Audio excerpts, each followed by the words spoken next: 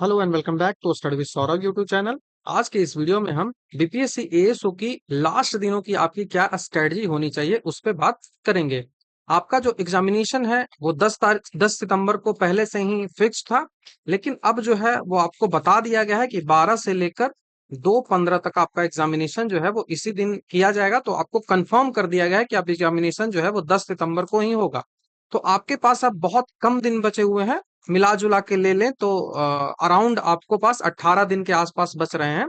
तो उस 18 दिनों में आप अपनी जो स्ट्रेटजी है उसको क्या क्या रखें कि आप जो है वो बेस्ट अपना दे पाए, अपना बेस्ट स्कोर आप कर पाए। आपका टारगेट जो है वो हमेशा 120 प्लस होना चाहिए, अदरवाइज आपका रिजल्ट जो है वो नहीं होगा। मैं एक बात आपको बता दूं कि यहाँ पे कोई भी नेगेटिव मार्किंग नहीं है।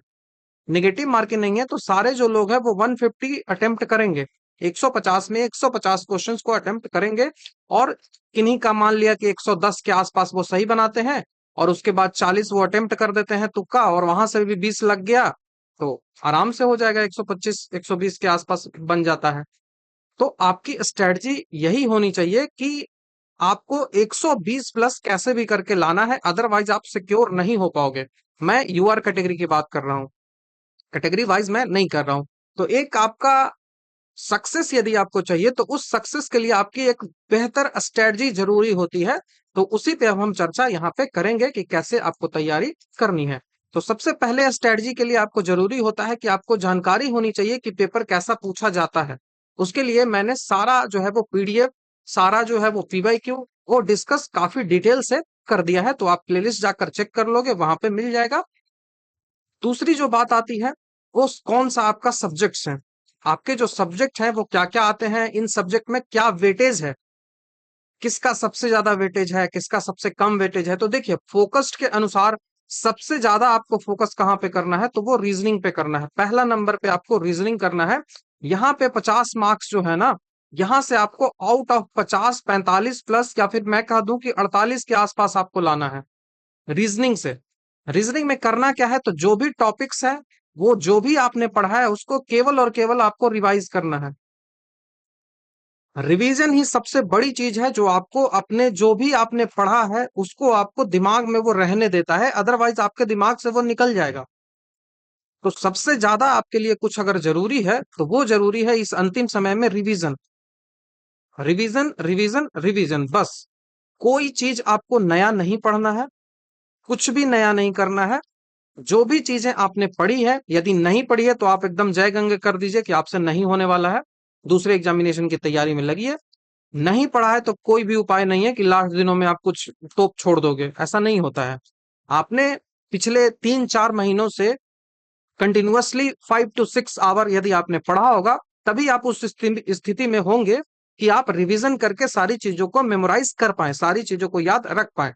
रिवीजन जरूरी इसलिए है क्योंकि ये आपको बताता है कि जो आपके आपने जो पढ़ा है ना वो एग्जाम में आपके दिमाग में आए, अदरवाइज वो नहीं आएगा। सिर्फ एग्जामिनेशन में आप जाओगे ना तो आपको लगेगा कि अरे ये तो एक पढ़ा हुआ है, लेकिन आपको पता नहीं चलेगा कि कौन सा इसका ऑप्शन आंसर होगा। तो जरूरी है कि आप एक रिवीजन करें।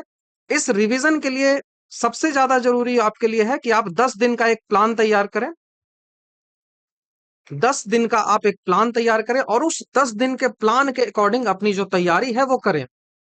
10 दिन का प्लान है, उस अकॉर्डिंग अपनी तैयारी करें। उसके लिए मैं आपको दिखाता हूं कि कैसे आपको प्लान जो है वो तैयार करना है। इस तरह से एक अपना प्लान बनाइएगा, जिसका जैसे नाम मैंने अभी आपके लिए रखा है, नोट्स का रिवीजन हमको यहाँ पे करना है। ठीक है, नोट्स का रिवीजन। नोट्स के रिवीजन में हमको ध्यान क्या देना है, तो हमको यहाँ पे हिस्ट्री पढ़ना है, हमको यहाँ पे ज्योग्राफी पढ़ना है, हमको यहाँ पे साइंस पढ़ना है, पॉलिटी पढ़ना है, इकोनॉमिक्स पढ़ना है, बिहार करंट अफेयर पढ़ना है। इसको आप अपना जो है वो यहाँ के लिए हटा दो, क्योंकि यहाँ बिहार करंट अफेयर उतना इंपॉर्टेंट नहीं है। लेकिन ये वाला करंट अफेयर डेली आपको 2 आवर्स के अराउंड पढ़ना है। ठीक है। अब आपको यहाँ पे ऐड क्या करना है, तो आपको यहाँ पे ऐड करना है मैथ्स को। आपको मैथ्स को ऐड करना है। उसके साथ आपको क्या ऐड करना है, रीजनिंग को ऐड करना है। तो मैथ और रीजनिंग को ऐड करना है, और इन दोनों के लिए आपको समय आउटलेट कर देना है। समय आपको इनके लिए बता देना है कि हमको कितना देर पढ़ना है। जैसे मान लिया कि 6 आवर रख दिया है कि 6 घंटे में हम मैथ को कंप्लीट कर लेंगे और 5 घंटे में हम रीजनिंग को कंप्लीट कर लेंगे। तो ये 6 आवर आपको ध्यान रखना होगा। आपने तैयारी किया है, जैसे आज 21 तारीख है, आज 21 है, तो आज 21 नहीं, आज 22 है, ठीक है। तो आज यदि 22 तारीख है तो आप एक प्लान बनाओगे कि 2 सितंबर तक, 2 सितंबर तक मेरा टोटल रिवीजन जो है वो हो जाना चाहिए। आपको लिखना है कि मेरा रिवीजन का टारगेट 10 दिन है और उस 10 दिन के अंदर मेरा रिवीजन हो जाना चाहिए। और आप जो है वो घंटे को जो है वो डिवाइड कर दोगे। आप घंटे को डिवाइड कर दोगे, मान लिया कि हमको रिवीजन करने में टोटल 30 घंटा लगेगा, तो उन 30 घंटों को आप अपने अनुसार जो है वो देख लो कि आपका क्या मजबूत है, क्या आपका कमजोर है, उसके अकॉर्डिंग आप दे दो। ठीक है। मेरे अकॉर्डिंग है कि मैथ्स के लिए 5 से 6 घंटा दे दो, रीजनिंग के लिए 5 से 6 घंटा दे दो, इतना में सारा रिवाइज हो जाएगा। उसी तरह से साइंस के लिए, जैसे सबसे ज्यादा साइंस में वेटेज किसका रहेगा, तो बायोलॉजी का रहेगा, तो उसके लिए 3 घंटा। केमिस्ट्री के लिए आप चाहो तो कम घंटा दे सकते हो, मैंने 3 घंटा यहाँ पे लिख रखा है। फिजिक्स के लिए आप चाहो तो 3 घंटा दे सकते हो। बाकी आप अपने अकॉर्डिंग देखो कि आपको कितना आता है, उसमें कितना नहीं आता है, वो निर्भर आप पे करता है। पॉलिटी आपको पढ़ना है तो उसके लिए 3 आवर हम जो है वो दे देंगे कि 3 आवर में हमको पॉलिटी जो है वो पूरा कंप्लीट कर लेना है। इकोनॉमिक्स हमको करना है तो 3 आवर हमने इकोनॉमिक्स के लिए दे दिया कि इकोनॉमिक्स इतने दिनों में कंप्लीट कर लेना है, और जैसे ही कंप्लीट हो जाएगा यहाँ पे हम टिक लगा देंगे। तो आप एकदम इसका स्क्रीनशॉट ले लीजिए, या फिर आप अपने जो है वो एक कॉपी लीजिए, वहां पे आपको लिखिए कि क्या आपको पढ़ना है और उसके लिए आपने कितना समय दिया है, और आपका डेडलाइन जरूर होना चाहिए। डेडलाइन सबसे ज्यादा जरूरी होता है। आपकी जब तक डेडलाइन नहीं होगी तब तक आप में मोटिवेशन जो है वो आएगा ही नहीं। आपकी डेडलाइन होनी चाहिए कि 3 अगस्त, 3 सितंबर तक, 2 सितंबर तक हमको सारा कंप्लीट कर लेना है रिवीजन। ठीक है। तो रिवीजन इस तरह से आप कंप्लीट करोगे, आप अपने अकॉर्डिंग देखोगे कि क्या जरूरी है। वर्ल्ड ज्योग्राफी के लिए 1 घंटा बहुत है, इससे ज्यादा मैं नहीं सोचता कि जरूरत है। और वर्ल्ड ज्योग्राफी में स्पेसिफिक जो टॉपिक्स है उसी को देखना होता है, हर चीजें नहीं देखनी होती है। मैंने इसके बारे में टॉपिक्स को भी डिस्कस किया है टेलीग्राम चैनल पे, वो आपको मिल जाएगा। इसमें जैसे करंट्स पूछ ली जाती हैं, धाराएं क्या है पूछ ली जाती हैं, कि ओसेनिक करंट है, कौन सा पर्वत कहाँ है, कौन सी हवाएं कहाँ चलती है, कौन सा जो है वो देश में झूम कृषि को क्या कहते हैं। तो ऐसे सवाल पूछे जाते हैं, तो ये आपको देख लेना। इन्वायरमेंट आपको 1 घंटा देने की आवश्यकता भी नहीं है, इन्वायरमेंट ज्योग्राफी के अंतर्गत हो ही जाएगा। ठीक है। तो ऐसे ही करके आपको एक स्ट्रेटजी होनी चाहिए डेडलाइन के साथ, कि 10 दिनों के अंदर हमको कंप्लीट करना है तो करना है बस, उसके सिवा कुछ नहीं। अब ये जो कंप्लीट हो जाएगा, आपका रिवीजन जो है वो, नोट्स तो कंप्लीट हो गया 10 दिनों में, नोट्स आपने कंप्लीट कर लिया कितने दिनों में, 10 दिनों में। उसके बाद आपके पास समय बचता है किसके लिए, तो आपके पास समय बचता है सेट प्रैक्टिस के लिए। सेट जो है उसको प्रैक्टिस कर सकते हैं आप, और जो भी आपने सेट को प्रैक्टिस किया है उसको रिवाइज कर सकते हैं आप। ये दो चीजें जरूरी है। सेट जो है वो हमेशा एक तो लगाना ही है, अभी से लेकर कम से कम 10 या फिर 15 सेट आपको लगाना है। 10 या फिर 15 सेट आपको लगाना है, मेरे अकॉर्डिंग 10 काफी है। तो 10 आपको लगाना है, डेली लगा लो, 1-2 दिन बिच करके लगा लो, जैसे भी करना है 10 सेट लगा लो। और उसका रिवीजन जो है वो बहुत अच्छे तरीके से होना चाहिए। वेटेज की यदि हम बात कर लें कि कैसे आपको जो है वो क्वेश्चन देखने को मिलते हैं, जो मैंने एनालाइज किया है उसके अकॉर्डिंग आपको जीके जीएस से 50 क्वेश्चन होंगे, तो इस पे काफी फोकस करने की आपको आवश्यकता है। सबसे ज्यादा जो वेटेज होगा वो आपका रीजनिंग पे बहुत ज्यादा फोकस करना है। मैथ से 10 से 15 सवाल आएंगे, इससे ज्यादा मुझे नहीं लगता कि आएंगे, मैंने जो प्रीवियस ईयर में देखा है उसके अकॉर्डिंग बता रहा हूँ।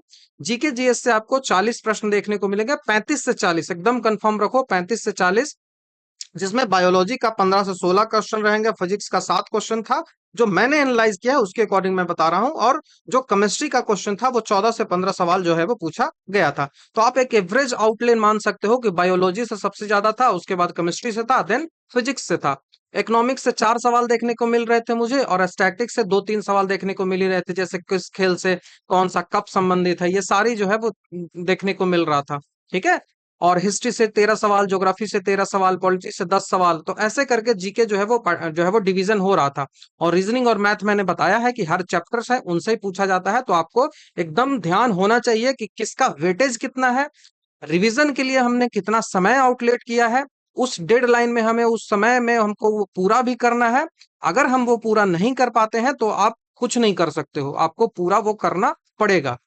ठीक है। उसके बाद जो बचता है वो सेट प्रैक्टिस बचता है, सबसे ज्यादा जरूरी टेस्ट सीरीज है, तो टेस्ट सीरीज आपको लगानी है। कितना लगाना है? 10 लगाना है, उससे ज्यादा नहीं। मेन फोकस रिवीजन पे होना है। बुक्स की बात करूं तो बुक्स कोई भी अलग आपको नहीं लेना है। जो भी बुक्स आपने पहले से पढ़ रखी है उसी बुक्स को रिवीजन करो। मेन फोकस आपका एमसीक्यूज प्रैक्टिस पे होना चाहिए। एमसीक्यू जितना ज्यादा से ज्यादा प्रैक्टिस कर सकते हो कर लो। रिवीजन के लिए 10 दिन से ज्यादा समय मत दो। आप चाहो तो 3 दिन में भी, हाँ 3 बोल रहा हूँ, 8 दिन में भी कंप्लीट कर सकते हो। ये आप पे निर्भर करता है, ठीक है। तो पूरा हमने यहाँ पे डिस्कस किया कि आपको क्या चीजें करनी है, कैसी आपको स्ट्रेटजी रखनी है ताकि 120 प्लस आप स्कोर कर पाओ। क्योंकि इससे कम करते हो तो मुझे नहीं लगता कि आपका रिजल्ट जो है वो होने वाला है, ठीक है। तो इतना आपको 120 प्लस करना पड़ेगा। तो thank you very much. Next video में आपसे जल्द ही मिलता हूं।